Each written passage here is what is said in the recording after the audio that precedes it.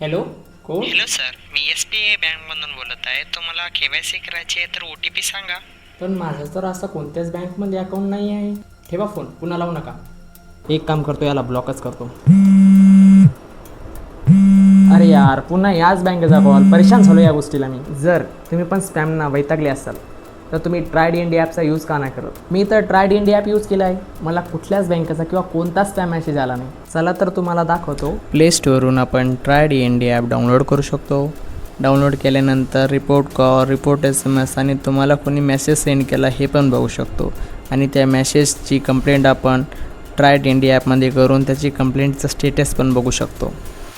तर तुम्हाला सांगू इच्छितो की माझ्या एका रिपोर्टमुळे 1000 लोकांचे स्कॅम होता राहिले आणि तुम्ही पण लोकांची मदत करू शकता फक्त एक स्पॅम कॉल रिपोर्ट करून.